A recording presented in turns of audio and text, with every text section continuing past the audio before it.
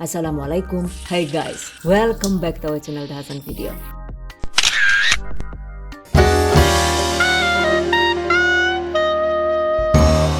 Rengginang super mekar guys, ada yang suka nggak nih? Masya Allah, yang ini enak banget, gurih parah. Dan cantik walau cuma dicetak dengan gelas air mineral. Oke, kita bikin sama-sama yuk. Hits, sebelum dilanjut, buat kalian yang baru bergabung di channel THV, jangan lupa klik tombol subscribe agar kami selalu semangat untuk membagikan update resep terbaru di video selanjutnya. Oke, bahan dan cara membuat. Pertama, siapkan 1 liter atau sekitar 800 gram beras ketan putih. Cuci bersih dan rendam dengan secukupnya air selama semalaman. Atau minimal itu direndam selama 8 jam ya. Tujuannya ini adalah agar rengginangnya itu bisa mengembang sempurna ketika digoreng dan hasilnya itu juga renyah keras. Nah, agar tidak rawan asam, maka setiap 8 jam sekali sebaiknya ganti air rendaman dengan air yang baru. Oke, setelah direndam segera bilas dan tiriskan seperti ini.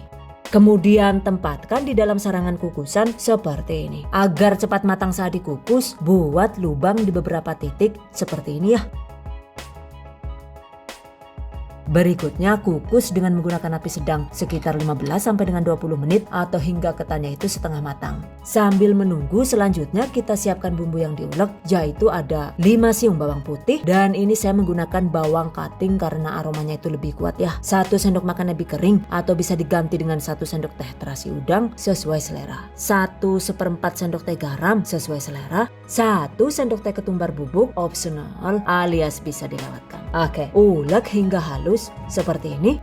Sisihkan. Selanjutnya di dalam mangkok masukkan 10 gram atau sekitar 1 sendok makan kaldu kenor atau bisa diganti dengan 1 sachet royco sesuai selera.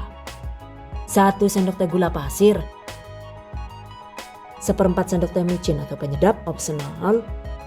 Berikutnya ada 250 ml atau sekitar 1 gelas air suhu ruang. Oke, tuangkan. Hampir kelupaan ya, masukkan juga bumbu yang sudah dihaluskan tadi. Aduk hingga tercampur rata.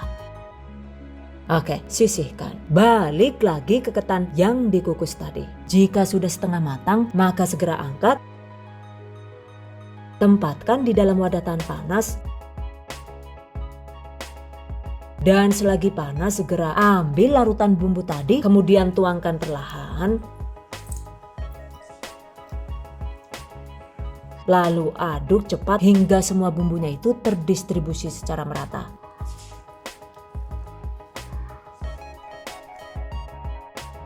Nah, ini dia guys hasilnya. Oke, sekarang diamkan sekitar 10 menit hingga bumbu benar-benar meresap. Setelah 10 menit, segera tempatkan kembali ke dalam sarangan kukusan seperti ini. Kemudian kukus dengan menggunakan api sedang sekitar 30 menit atau hingga ketan matang. Nah, sambil menunggu matang, selanjutnya kita bikin cetakannya dulu ya. Jadi, siapkan 1 gelas plastik air kosong yang bermulut bulat seperti ini. Jika menggunakan merek Aqua juga boleh, cuma ternyata mulutnya agak kotak guys. Oke, gunting gelas plastik secara melingkar seperti ini.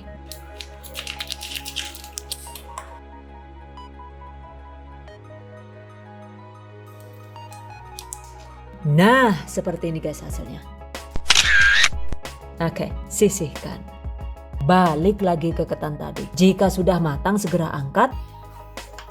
Dan selagi panas, segera cetak di atas permukaan daun pisang seperti ini. Oke, cetak dengan gelas kemasan yang kita buat tadi ya. Caranya, bentuk bundar secara perlahan tapi jangan sampai ditekan agar hasil rengginangnya itu tidak rawan bantat. Dan agar tidak lengket juga tidak kepanasan, sebaiknya basahi tangan dengan sedikit air seperti ini.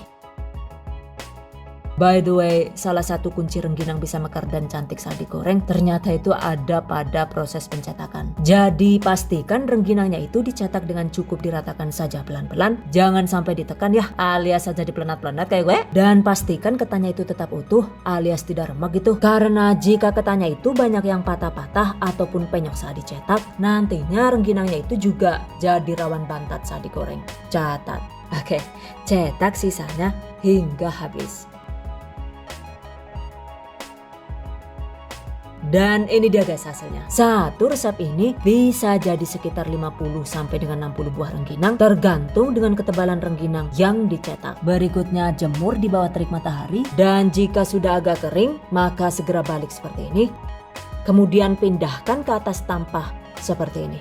Dan jemur hingga benar-benar kering ya. Durasinya itu sekitar 3 sampai dengan 7 hari tergantung cuaca guys. Kalau di tempat saya ini kemarin keringnya itu setelah dijemur 4 hari. Oke, setelah kering segera angkat, dan ini jangan langsung digoreng ya. Karena setelah kering sebaiknya inapkan dulu minimal semalaman agar bau mataharinya itu hilang dan rengginangnya dingin. Dengan begitu juga hasilnya itu bisa mekar maksimal dan tidak rawan beruntus saat digoreng.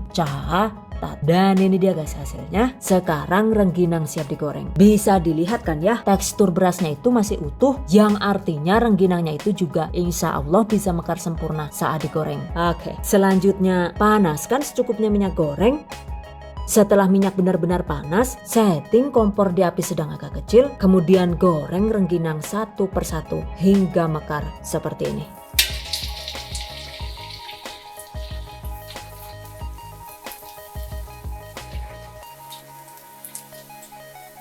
Tuh, mekar sempurna guys hasilnya. Goreng sisanya hingga habis.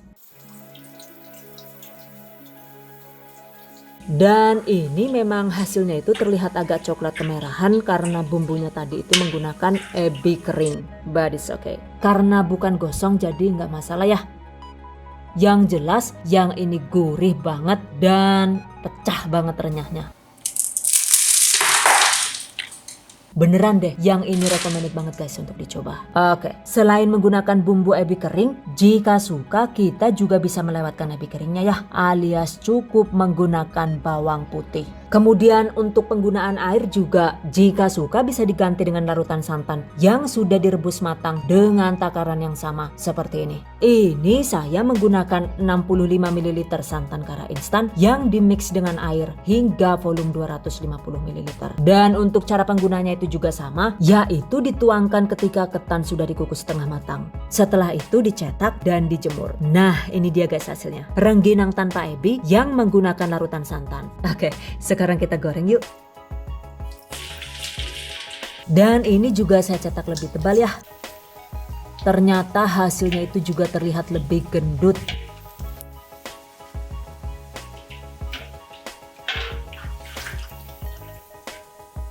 Masya Allah, jika menggunakan santan ternyata hasil rengginangnya itu cenderung lebih bervolume dan mengembang cantik. Jadi kalau kalian sendiri lebih suka yang mana nih? Yang versi menggunakan ebi dengan penggunaan air putih, atau yang cukup dibumbui bawang putih tapi menggunakan santan seperti ini? Silahkan dipilih sesuai selera. Exactly, the choice is in yours. Yang jelas dua-duanya ini menurut saya sama-sama kriuk dan gurih.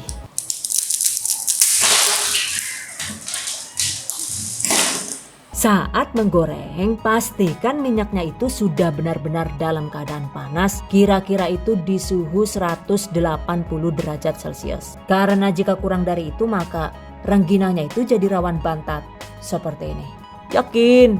Aduh kepriwe ki lah yuk. Domongi bolak-balik bola kon ngenteni minyaknya panas dibit kok ya nung kesusu bae rikane jan. Ditane ora isa medodot ki rengginange lah. Saat mencetak sebaiknya itu memang cukup menggunakan tangan bersih yang sesekali itu dicelup ke dalam air agar tidak lengket sehingga hasil ketannya itu juga bisa tetap utuh. Jadi jangan menggunakan sendok ataupun centong seperti ini, karena jika menggunakan centong atau sendok maka ketannya itu jadi rawan patah dan lumat sehingga saat jadi rengginang juga teksturnya itu cenderung agak remuk seperti ini. Dan jika teksturnya itu agak remuk begini, saat digoreng juga jadi tidak mekar dan dadi pati meleketat kayak gini lah jan ora yu beber blas idane lah. Oke guys, demikian tadi cara membuat rengginang mekar ala dahasan video. Semoga bermanfaat and I hope you guys enjoy this tutorial today. Thank you so much for watching. See you guys next time. Wassalamualaikum warahmatullahi wabarakatuh.